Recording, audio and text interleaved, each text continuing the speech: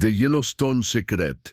Before we start, just a reminder, if you enjoy this kind of content, subscribe to the channel. Now let's get to the video. The discoveries are the musty smell of old paper and forgotten memories filled Sarah Chen's nostrils as she carefully lifted another box from the archive shelves.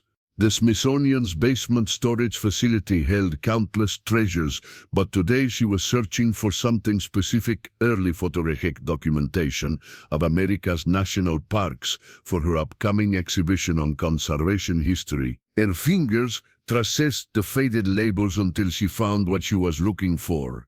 Yellowstone National Park collection. As she spread the contents across the examination table, one photograph immediately caught her attention. Unlike the others, this image seemed to pulse with an otherworldly quality. The black and white photograph showed a group of park rangers standing near the Grand Prismatic Spring in tears, their faces serious and professional. But there was something else, something that made Sarah's breath catch in her throat. In the background, barely visible among the thermal features, was what appeared to be a structure. Not a natural formation, but something clearly artificial, geometric, and completely out of place in the wilderness landscape of... Sarah reached for a magnifying glass, her heart racing. The structure appeared to be partially buried, with only its upper portions visible above ground. It had clean lines, smooth surfaces, and what looked like symbols or markings along its visible edges. Most disturbing of all, it seemed to be emitting a faint glow, something that should have been impossible to capture on the photographic technology of 19. She flipped the photograph over. In faded ink, someone had written, "Grand Prismatic Survey, July 5th, Blackwood, S. Hayes. Noti, anomalous readings recorded. Further investigation required." Sarah's mind raced through the historical records she knew by heart. Harold Morrison, the park's chief surveyor a man known for his meticulous documentation and scientific approach to park management. If Morrison had noted anomalous readings, it meant something significant had been discovered. But what had happened to this discovery? Why was there no record of it in any of the official park documents she'd studied? And most importantly, what was that structure, and was it still there? Sarah carefully placed the photograph in a protective sleeve and began searching through the rest of the collection with renewed urgency. She found Morrison's field notebook from July 1999. Its leather cover, worn smooth by decades of handling, the entries were written in precise, scientific handwriting, documenting temperature reading, geological observations, and wildlife sightings. Then she found that the July 15th conducted routine survey of Grand Prismatic Spring area. Rangers Morrison, Blackwood, and Hayes assisted with measurements. At approximately 2:30 p.m., Hayes reported unusual electromagnetic readings near the spring's northeastern edge. Investigation revealed partially buried structure of unknown origin. Material appears to be metallic but does not correspond to any known alloys. Structure measures approximately 12 feet in visible length, 8 feet in width. Depths unknown. Surface bears intricate markings that appear to be symbolic in nature. Most remarkably, the structure emits a faint luminescence that intensifies near thermal vents. Have taken photographic documentation. Recommend immediate consultation with geological experts and possible excavation. This discovery could revolutionize our understanding of the region's history. The entry ended abruptly. Sarah flipped through the remaining pages, but there were no further mentions of the structure. It was as if Morrison had simply stopped investigating, or had been ordered to stop. She spent the next 3 hours combing through every document in the collection, but found no additional references to the mysterious structure. However, she did discover something else troubling. Harold Morrison's employment with the National Park Service had ended abruptly in August 9. The official records listed his departure as voluntary resignation for personal reasons. But Sarah's instincts told her there was more to the story. As the afternoon light faded through the basement windows, Sarah made a decision that would change her life forever. She carefully photographed every relevant document, made detailed notes, and began planning a trip to Yellowstone. If the structure was still there, she was going to find it. But first, she needed to understand what had happened to Harold Morrison and why his discovery had been buried for over a century. The investigation 3 weeks later, Sarah found herself driving through the gates of Yellowstone National Park. Her rental car loaded with research equipment, camping gear, and copies of Morrison. She had spent the intervening time researching Harold Morrison's life and had uncovered a troubling pattern. After leaving Yellowstone in 1910, Morrison had moved to Denver, where he worked as a private geological consultant. But his life had taken a dramatic turn. Former colleagues described him as becoming increasingly paranoid and reclusive. He spoke often of government cover-ups and hidden truths that needed to be revealed. In 1915, Morrison had died in what was officially ruled an accidental fall from a cliff while conducting a solo geological survey in Colorado. Sarah had also discovered that the other 2 rangers present during the discovery, Blackwood and Hayes, had both left the Park Service within 6 months of the incident. Blackwood had moved to California and never spoke publicly about his time at Yellowstone. Hayes had simply disappeared from all records after nearly the Look, as she drove through the familiar landscape of geysers and hot springs, Sarah felt a mixture of excitement and apprehension. She had arranged to meet with Dr. Marcus Webb, Yellowstone's current chief geologist, under the pretense of researching historical conservation efforts. She hadn't mentioned Morrison's discovery, not yet. Webb met her at the park's research station, a modern facility that stood in stark contrast to the rustic buildings. Morrison would have known. Webb was a tall, lean man in his 50s with graying hair and intelligent eyes that seemed to take in everything at once. "Chen, welcome to Yellowstone," he said, extending a firm handshake. "I understand you're working on an exhibition about early park conservation efforts?" "That's right," Sarah replied, setting down her equipment bags. "I'm particularly interested in the work done by the early surveyors and photographers. Their documentation was crucial to establishing the scientific basis for park protection." Webb nodded enthusiastically. "Absolutely. Then, like Harold Morrison, laid the groundwork for modern geological understanding of the park. His thermal feature mapping was decades ahead of its time." Sarah's pulse quickened. "You're familiar with Morrison's work?" "Of course. He was one of the most thorough surveyors we've ever had, though his career here was unfortunately brief." Webb's expression grew slightly guarded. "I believe he left to pursue private consulting work. I'd been studying his field notebooks from 1910, Sarah said carefully. "His documentation of the Grand Prismatic Area is particularly detailed. He was hoping to visit some of the locations he surveyed to photograph them for comparison with his original work." "Certainly. The Grand Prismatic Area is accessible to researchers with proper permits, though I should mention that the thermal features have changed significantly over the past century. What Morrison documented may look quite different today." Sarah sensed an opportunity. "Actually, I found something interesting in his July. He mentioned some unusual readings near the northeastern edge of the spring. Do you know if that area has been studied recently?" For just a moment, Webb's friendly demeanor faltered. His eyes sharpened, and Sarah caught a flicker of something concerned, fear. "I'm familiar with that particular reference," he said slowly.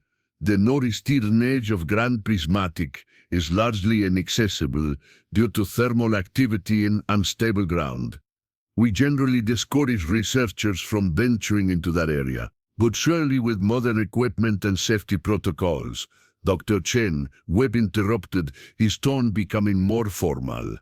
"I appreciate your interest in historical documentation, but I must emphasize that safety is our primary concern. The thermal areas of Yellowstone can be extremely dangerous, and we've lost researchers who ventured into unstable zones. I'd be happy to arrange access to well-documented, safe areas for your photography project. Sarah realized she was pushing too hard. She forced a smile and nodded. Of course, safety first.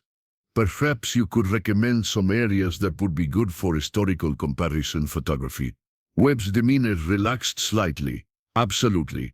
I'll have my assistant prepare a list of accessible locations with historical significance. You can pick it up tomorrow morning. As Sarah left the research station, she couldn't shake the feeling that Webb knew more than he was letting on. His reaction to her questions about the northeastern edge of Grand Prismatic had been too quick, too defensive, and his emphasis on the dangers of the area felt like more than standard safety protocol. That evening, Sarah set up camp at a designated researcher site near Grand Prismatic Spring. As darkness fell, she studied Morrison's maps and notes by flashlight, planning her approach. 10 photographs show the mysterious structure approximately 200 northeast of the main spring, in an area that appeared to be relatively flat and accessible. According to Morrison's notes, the structure had been partially buried even after more than a century. It might be completely hidden, or it might have been deliberately removed. But Sarah was determined to find out. She had brought ground-penetrating radar equipment, borrowed from a colleague who specialized in archaeological surveys. If the structure was still there, buried or not, the radar would detect it. As she prepared for sleep, Sarah couldn't help but wonder what she was really getting herself into.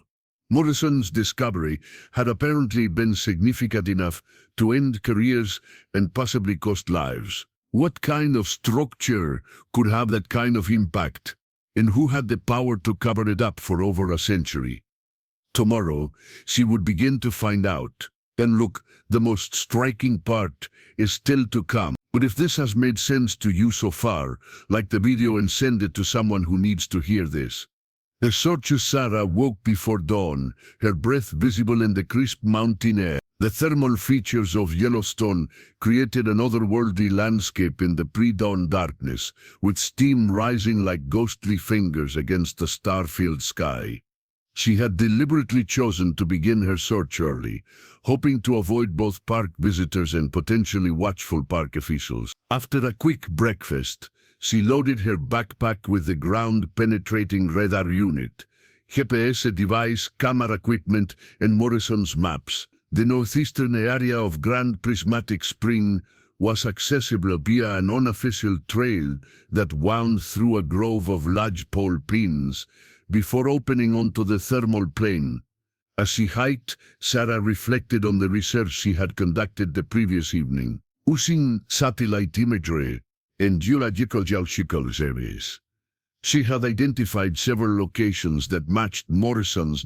The thermal activity in the area had indeed changed over the decades, with some springs becoming more active while others had diminished or disappeared entirely. The first location she investigated was approximately 180 yards northeast of the main spring, near a cluster of smaller thermal features that matched Morrison's photographs. Sarah set up the ground-penetrating radar and began a systematic grid search, moving the device slowly across the ground while monitoring the display screen for anomalous readings. For the first hour, she found nothing but natural geological formations, rock layers, underground water channels, and thermal vents.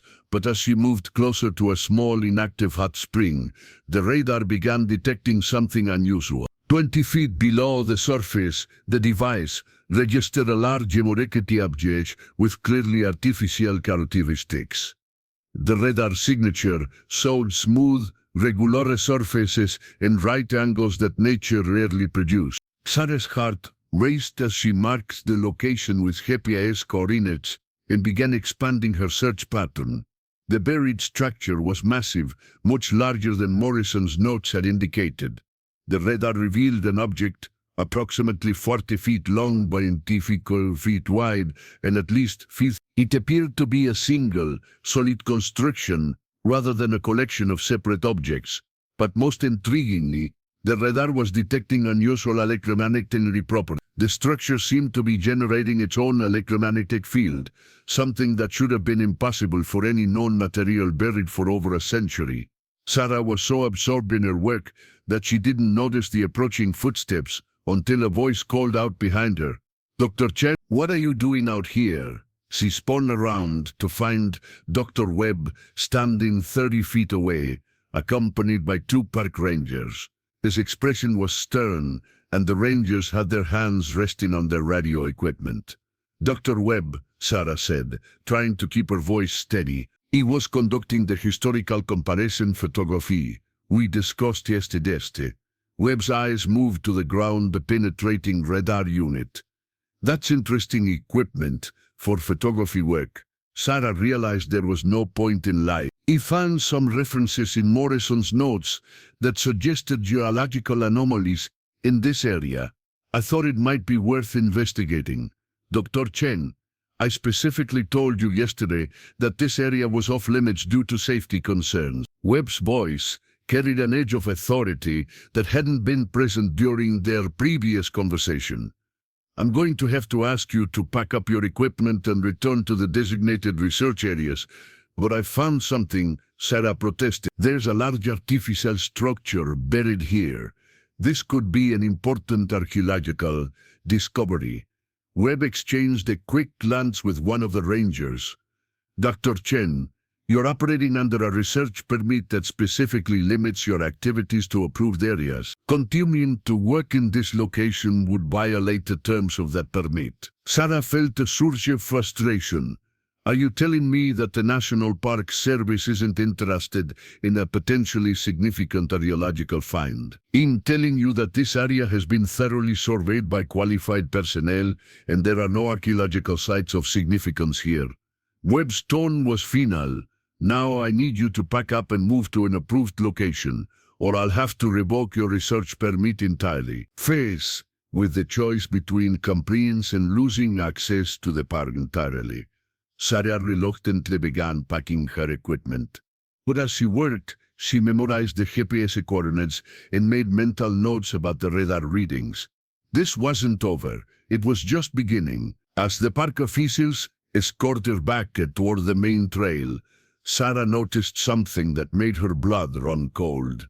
In the distance, near the tree line, she could see several vehicles that definitely weren't standard Park Service equipment. They looked more like military or government vehicles, and there were people in dark clothing moving around them. Webb noticed her looking and quickened the pace. "Dr. Chen, I strongly recommend that you focus your research on the approved location. Yellowstone has many fascinating historical sites that would be perfect for your exhibition." "Of course," Sarah replied, but her mind was racing. The presence of what appeared to be federal agents suggested that Morrison's discovery was still very much a matter of government interest. The structure wasn't just buried, it was being actively protected. That evening, back at her campsite, Sarah sat in her tent, reviewing the data she had collected. The ground-penetrating radar had recorded everything, and the readings were unlike anything she had ever seen. The buried structure wasn't just artificial. It was actively generating electromagnetic energy in patterns that suggested some kind of technological function. She thought about Morrison's fate, about the other rangers who had disappeared or died, and about the government vehicle she had seen. Whatever was buried beneath Yellowstone, it was important enough to kill for, and significant enough to cover up for over a century. Sarah made a decision that would put her life in danger but might finally reveal the truth. She was going back to the site, but this time she would be prepared for more than just archaeological excavation. The returned Sarah spent the next day playing the role of a compliant researcher, photographing approved historical sites and making notes about conservation efforts. But her mind was focused on planning her return to the buried structure. She had noticed that the government vehicles disappear each evening around sunset, suggesting that the site was only under active surveillance during daylight hours. She had also done some research on the electromagnetic readings her equipment had detected. The patterns were consistent with what some theoretical physicists called exotic matter, materials with properties that defied conventional understanding of physics. Such materials were purely theoretical, existing only in advanced mathematical models and science fiction. Yet her radar had detected something that matched those theoretical signatures perfectly. As darkness fell, Sarah prepared for what she knew might be her last night in Yellowstone. She packed her equipment, including a small camping shovel and a more sophisticated electromagnetic detector she had borrowed from a colleague who studied atmospheric phenomena. If she was going to risk everything, she wanted to gather as much evidence as possible. The hike to the site in darkness was treacherous, but Sarah had memorized the route and used a red filter flashlight to preserve her night vision. The thermal features created an eerie landscape of steam and shadows, with the occasional bubble of a hot spring breaking the silence. When she reached the location where her radar had detected the structure, Sarah was surprised to find that the ground had been disturbed. Fresh excavation marks were visible in the soil, and there were tear tracks from heavy equipment. Someone had been digging here recently, very recently. Sarah set up a electromagnetic detector and was immediately rewarded with readings that made her gasp. The electromagnetic field emanating from the buried structure had intensified dramatically since her previous visit. Whatever was down there was becoming more active. She began digging carefully, using her camping shovel to remove soil from the area where the readings were strongest. After an hour of work, her shovel struck something hard and metallic. With trembling hands, she brushed away the dirt to reveal a smooth, dark surface, unlike any material she had ever seen. The surface seemed to absorb light rather than reflect it, creating an almost perfect black that hurt to look at direct. What more disturbing were the symbols carved into the surface, intricate geometric patterns that seemed to shift and move when viewed peripherally. Sarah's electromagnetic detector was going crazy, registering energy patterns that shouldn't have been possible. The reading suggested that the structure was not just generating electromagnetic fields, but was somehow manipulating the fundamental forces of physics in its immediate vicinity. She began photographing everything, using her camera's flash to illuminate the symbols and surface details. Through the camera's viewfinder, she noticed something that made her heart stop. The symbols weren't just carved into the surface, they were glowing with a faint pulsing light that seemed to respond to her presence. As she worked, Sarah became aware of a low humming sound that seemed to come from deep underground. The sound was barely audible, more felt than heard, but it was definitely artificial. Something inside the structure was active, and her excavation had somehow triggered a response. She was so absorbed in documenting her discovery that she didn't notice the approaching lights until they were almost upon her. Suddenly, the excavation site was flooded with brilliant white light from multiple sources. Sarah spun around to find herself surrounded by figures in dark tactical gear, their faces hidden behind night vision equipment. Dr. Sarah Chen, a voice called out through a speaker, "Step away from the excavation site and place your hands where we can see them." Sarah's mind raced. These weren't park rangers. They were clearly military or intelligence operatives. The fact that they knew her name suggested they had been monitoring her activities from the beginning. "I'm conducting legitimate archaeological research," she called out, trying to keep her voice steady. "Chen, you are in violation of federal security protocols. This site is classified under the National Security Act. You need to comply with our instructions immediately." Sarah looked down at the exposed section of the structure. The symbols were growing brighter now, pulsing in complex patterns that seemed almost like a language. Whatever this thing was, it was definitely not of human origin. She made a split-second decision that would change everything. Instead of complying with the agent's demands, she grabbed her camera and began taking rapid-fire photographs of the glowing symbols. If she was going to be arrested, or worse, she wanted to document as much as possible. "Stop! Do not photograph the artifact." The voice was urgent now, almost panicked. But Sarah continued shooting, capturing image after image of the impossible symbols and the dark surface that seemed to bend light around it. As she worked, The humming sound grew louder, and the electromagnetic readings on her detector spiked to levels that should have been physically impossible. Then something extraordinary happened.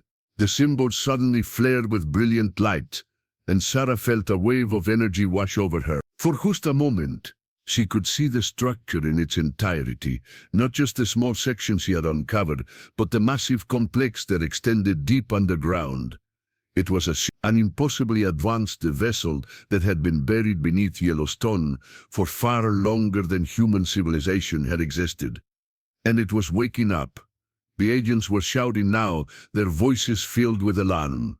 Sarah heard the word containment breach and immediate evacuation protocol. Whatever they had been guarding, her presence had somehow activated it. As the light from the symbols grew blinding, Sarah felt herself being lifted off the ground by an invisible force. The last thing she saw before losing consciousness was the dark surface of the alien vessel beginning to crack open like an enormous egg. The awakening Sarah regained consciousness in what appeared to be a medical facility, though unlike any hospital she had ever seen. The walls were austerely white, and the equipment surrounding her bed looked more advanced than anything she knew existed. Electrodes were attached to her temples, and various monitoring devices tracked her vital signs with quiet electronic beeps. A man in a dark suit sat in a chair beside her bed, reading from a tablet. He looked up as she stirred, his expression neutral but alert. "Dr. Chen, I'm Agent Harrison with the Department of Extraordinary Phenomena. How are you feeling?" Sarah tried to sit up, but found herself restrained by soft but firm straps. "Where am I? What happened to the site?" "You're in a secure medical facility. You've been unconscious for 18 hours? Harrison set down his tablet and leaned forward. Chen, I need you to understand the gravity of the situation. Your actions last night triggered what we call a containment event. The artifact you discovered has been under government protection since Maintio's death, and your interference has caused it to become active for the first time in over a century. Sarah's mind raced back to her last memories, the glowing symbols, the impossible energy readings, the sensation of being lifted by an unseen force. Is not human, is it? The structure is some kind of spacecraft. Harrison's expression didn't change. "Dr. Chen, you've been exposed to exotic radiation, electromagnetic fields that we don't fully understand. It's possible that your perceptions of the event may not be entirely accurate." "Don't lie to me," Sarah said firmly. "I saw it. I felt it. That thing has been buried under Yellowstone for thousands of years, maybe longer, and now it's waking up." Harrison was quiet for a long moment, studying her face. Finally, he sighed and picked up his tablet again. "Chen, what I'm about to tell you is classified at the highest levels of government. The artifact you discovered was first found by Harold Morrison in Mount Inn, exactly as you determined from your research. Morrison's investigation revealed that the object was of non-human origin and possessed technology far beyond our understanding." Sarah felt a mixture of vindication and terror. What happened to Morrison? Morrison was recruited into a classified program designed to study and contain the artifact. He didn't resign from the Park Service. He was transferred to what would eventually become the Department of Extraordinary Phenomena. He spent the rest of his life working to understand the object and ensure it remained dormant. And his death in mental... Morrison died attempting to prevent the artifact from activating during a solar storm that caused electromagnetic fluctuations in the area. He succeeded, but at the cost of his life. Harrison's voice carried a note of respect. "He's considered a hero within our organization." Sarah absorbed this information, trying to reconcile it with everything she thought she knew. So for over a century, the government has been sitting on evidence of extraterrestrial contact, not contact, Dr. Chen. The artifact appears to be a derelict vessel that crashed on Earth long before human civilization existed. Our best estimates suggest it's been buried for at least 50,000 years, possibly much longer. Until last night, it had shown no signs of active technology. But it's active now? Harrison nodded grimly. Your excavation and the electromagnetic pulses from your equipment seem to have triggered some kind of automated system. The artifact is now generating energy signatures that are visible from orbit. We've had to implement a complete communications blackout for the entire Yellowstone region. Sarah felt a chill of fear. What does that mean? Is it dangerous? We don't know. The artifact's energy output is increasing exponentially, and we're detecting structural changes in the buried sections. It appears to be rebuilding itself. The implications hit Sarah like a physical blow. It's repairing itself? After 50 years?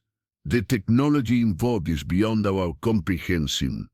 Materials that should have decayed eons ago are regenerating. Systems that should have been dead are coming online. And most concerning of all, we're detecting what appear to be communication signals being transmitted from the artifact. Communication signals to whom? Harrison's expression grew even more grave. That's what we're trying to determine. These signals are being broadcast on frequencies and in patterns that don't match any known terrestrial technology. If the artifact is trying to contact its creators, he didn't need to finish the sentence. Sarah understood the implications perfectly. If an alien spacecraft was sending signals to its home world, Earth might be about to receive visitors. Why are you telling me this? Sarah asked. Why not just lock me up and throw away the key? Because, Dr. Chen, you may be the key to understanding what's happening. When the artifact activated, it didn't just respond to your equipment. It responded to you specifically. The electromagnetic patterns it generated were synchronized with your brainwaves. For reasons we don't understand, the artifact has formed some kind of connection with you. Sarah felt a wave of nausea. What kind of connection? We're not sure yet, but the artifact's activity levels spike whenever you're in proximity to it, and the communication signals become more complex and organized. It's as if the artifact is trying to communicate with you directly. The room fell silent, except for the quiet beeping of the monitoring equipment. Sarah tried to process what she was being told, but the implications were too vast to fully comprehend. What happens now? She finally asked. Harrison stood up and moved toward the door. Now, Dr. Chen, you're going to help us figure out what this artifact wants and how to stop it from potentially calling down an alien invasion on Earth. Because if we can't find a way to shut it down, your archaeological discovery may have just triggered the end of human civilization as we know it. I want to know how far this message is reaching. Comment below and tell me which city or country you're watching from.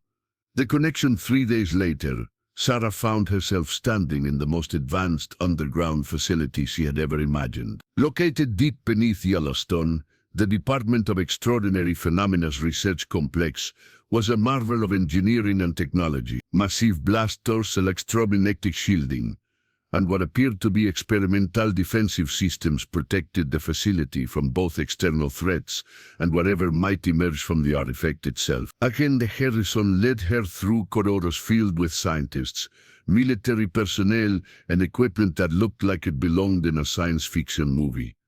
The facility was built in the 1950s, he explained, as they walked. Initially, it was designed to study the artifact and develop countermeasures in case it ever became active.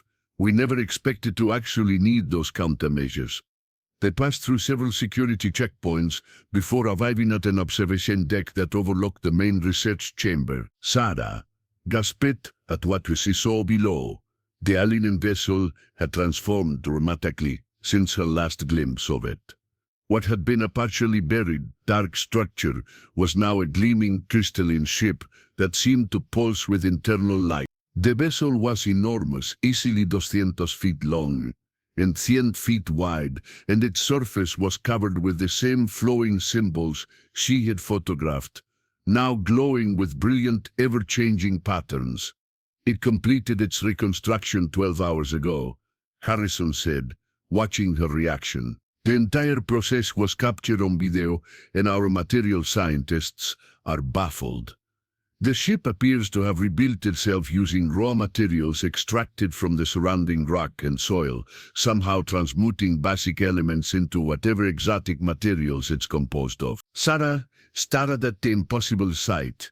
And it's still sending signals constantly. The signal's strength has increased by a factor of 10 since reconstruction completed. Our radio telescopes have detected similar signals being transmitted from at least 6 other locations around the globe, all previously unknown sites that we're now investigating. There are others. It appears the activation of this vessel has triggered responses from what we believe are similar artifacts buried on every continent.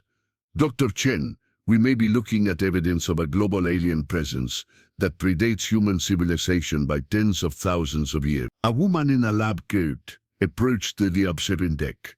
She was young, perhaps in her early 30s, with short dark hair and intense green eyes. Agent Harrison, the subject's neural patterns are spiking again. The artifact is definitely responding to her presence. Harrison turned to Sarah. Dr. Chen, this is Dr. Emily Rodriguez, our lead xenobiologist. She's been monitoring the connection between you and the artifact. Dr. Rodriguez extended her hand. Dr. Chen, it's an honor to meet you. Your discovery may be the most significant event in human history. I'm not sure honor is the right word, Sarah replied. I feel more like I've opened Pandora's box. Perhaps, Rodriguez said, but now we need to understand what's inside that box. The artifact's communication attempts have become increasingly sophisticated since your arrival at the facility. We believe it's trying to establish direct contact with you. Sarah felt a chill. What kind of contact?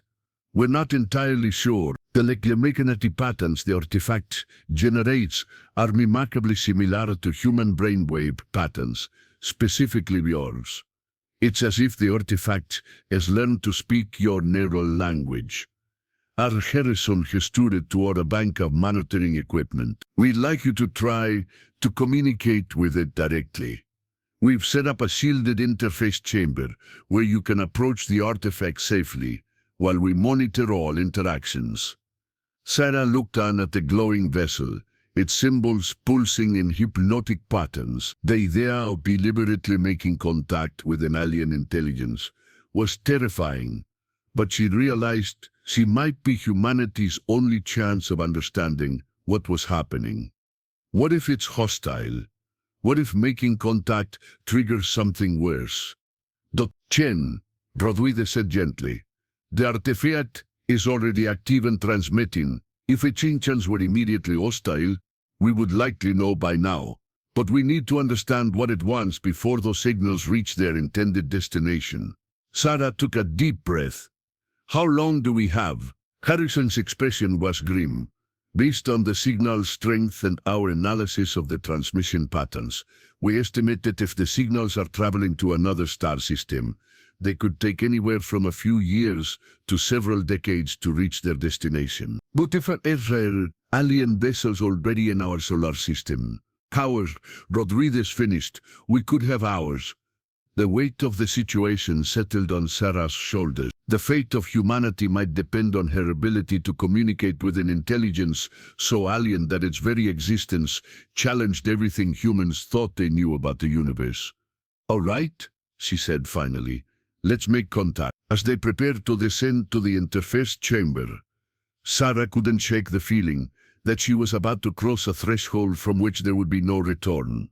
Whatever happened next would change not just her life, but the entire future of human civilization. The alien vessel pulsed brighter as they approached, its symbols shifting into new patterns that seemed almost welcoming. Sarah realized with a mixture of wonder and terror that the artifact had been waiting for her, waiting for over a century for the right person to find it and wake it from its long slumber.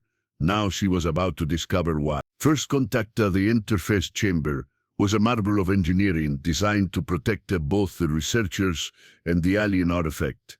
Electromagnetic shielding lined the walls, and multiple layers of safety protocols could isolate the chamber instantly if anything went wrong. Sarah stood before a transparent aluminum barrier, that separated her from the glowing vessel, her heart pounding as she prepared for humanity's first attempt at direct communication with an alien intelligence. Rodriguez monitored her vital signs from the observation deck above, while Agent Harrison coordinated with a team of linguists, physicists, and xenobiologists who were analyzing every aspect of the interaction in real time. Chen, we're reading elevated electromagnetic activity from the artifact.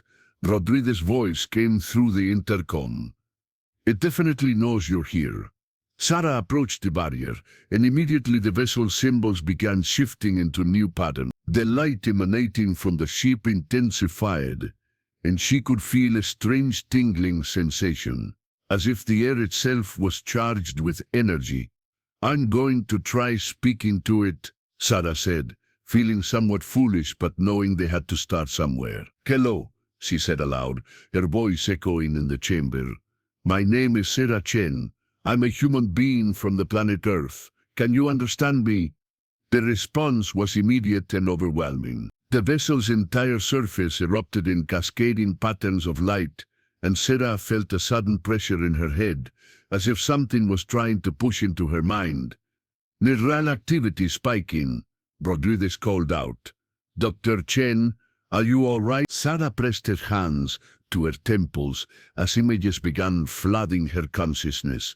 She saw vast star fields, alien worlds with impossible geometries, and creatures of pure energy dancing between dimensions. But beneath the alien imagery, she sensed something familiar: curiosity, loneliness, and a desperate need to communicate it. It's not trying to hurt me, she gasped. It's trying to share its memories. The images continued flowing through her mind, but now they were more focused, more purposeful. She saw the vessel's journey through space, traveling for eons between the stars. She witnessed its arrival at Earth during the last ice age, when early humans were just beginning to develop language and tools. But something had gone wrong. The ship had been damaged during its approach, forced to make an emergency landing in what would eventually become Yellowstone. Its crew, beings of pure consciousness that existed as electromagnetic patterns rather than physical forms, had been forced into a kind of hibernation while the ship's automated systems attempted repair. It's been waiting, Sarah whispered, tears streaming down her face, as she experienced the alien loneliness that had persisted for 50,000 years. It's been waiting for someone who could understand. The images shifted again, showing Sarah something that made her gasp. The beings aboard the vessel weren't invaders or conquerors. They were explorers, scientists, philosophers, seeking to understand the universe and make contact with other forms of consciousness. They had been traveling between worlds for millions of years, cataloging life and intelligence wherever they found it. Dr. Chen, your brainwave patterns are synchronizing with the artifact's emissions, Rodriguez reported, her voice tense with excitement and concern. We're seeing unprecedented neural activity. Sarah felt her consciousness expanding, touching the vast intelligence that dwelt within the vessel. It was ancient beyond human comprehension, yet filled with wonder at the diversity of life it had encountered across the galaxy. And now, finally, it had found another species capable of true communication. Through the connection, Sarah began to understand the truth about the signals the vessel had been transmitting. They weren't calling for an invasion. They were announcing a discovery. The alien intelligence was telling its people that it had found another species capable of consciousness, creativity, and growth. But there was something else, something that filled the alien mind with urgency. Through the shared consciousness, Sarah saw images of other worlds, other species that had been contacted by the explorers. Some had welcomed the contact and joined a vast galactic community of intelligent beings. Others had reacted with fear and violence, ultimately destroying themselves rather than accept that they were not alone in the universe. The alien intelligence was trying to warn her that humanity stood at a crossroads. The signals it had sent would eventually reach the galactic community, and representatives would come to Earth to make formal contact. How humanity reacted to that contact would determine whether the species survived to join the galactic civilization or followed the path of so many others into extinction. Sarah, Harrison's voice cut through the mental connection. We're detecting massive energy buildups in the other artifact sites around the globe. Something's happening. Sarah struggled to maintain her connection with the alien intelligence while processing Harrison's warning. Through the shared consciousness, she sensed that the other vessels were indeed activating, but not as a threat. They were preparing to serve as communication relays, creating a global network that would allow humanity to gradually adjust to the reality of alien contact. But the process was delicate. If humanity reacted with fear and violence, if governments tried to weaponize the alien technology or use it for warfare, the vessels would shut down permanently, leaving Earth isolated and marking humanity as too dangerous for contact. "You understand," Sarah whispered, both to the alien intelligence and to the humans watching her. "You're giving us a choice. We can join the galactic community as equals, or we can remain alone." The alien consciousness pulsed with something that felt like approval and hope. Through the connection, Sarah received a final gift, knowledge of how to properly communicate with the vessels, how access their databases of galactic history and science, and most importantly, how to prove to the coming representatives that humanity was ready for contact. But a choice would have to be made by all of humanity, not just the governments and scientists who currently knew about the vessels. The secret that had been kept for over a century would have to be revealed, and the entire human species would have to decide its own fate. As the connection began to fade, Sarah felt the alien intelligence were drawing, but not departing. It would wait, as it had waited for 50,000 years, for humanity to make its choice. The question was, would humanity choose wisdom or fear?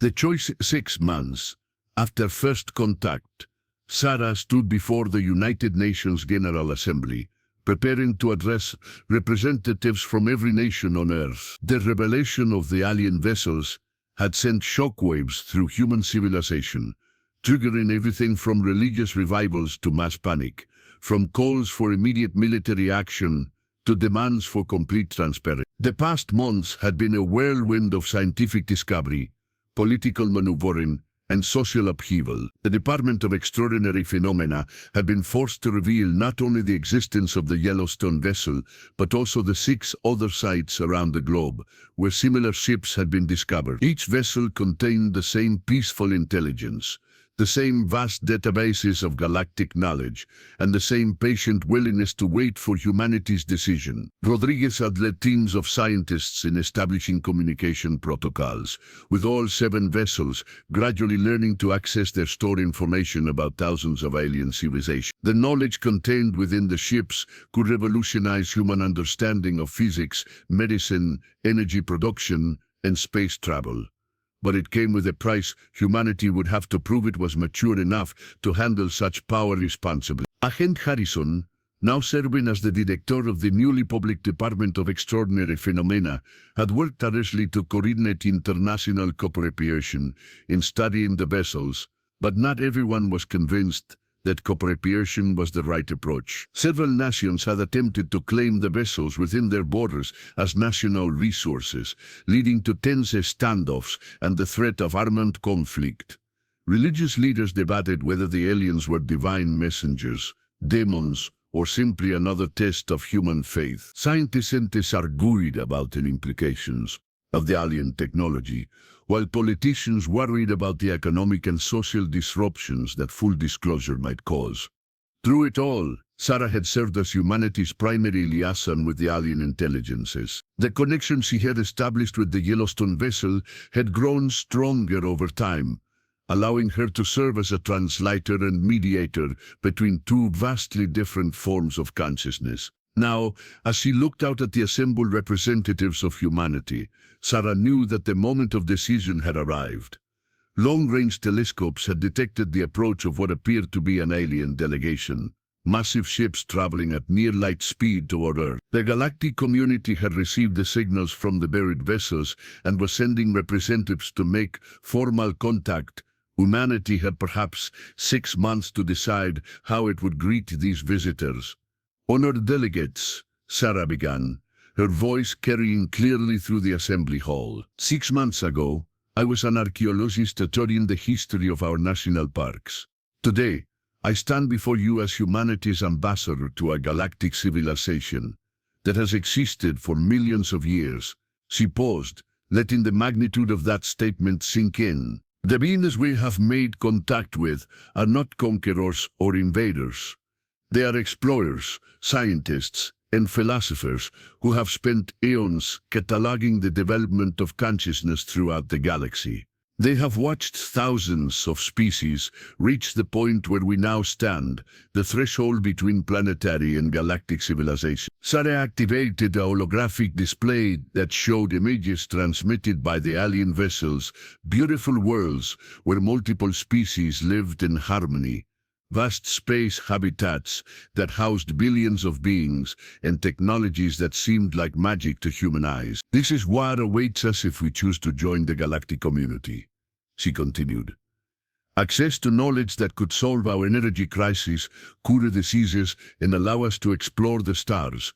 But this gift comes with its responsibility. The display shifted to show darker images, worlds scarred by warfare, dead civilizations that had destroyed themselves, and species that had chosen isolation and eventual extinction, rather than accept the reality of a larger universe. The galactic community has learned from bitter experience that not every species is ready for this knowledge.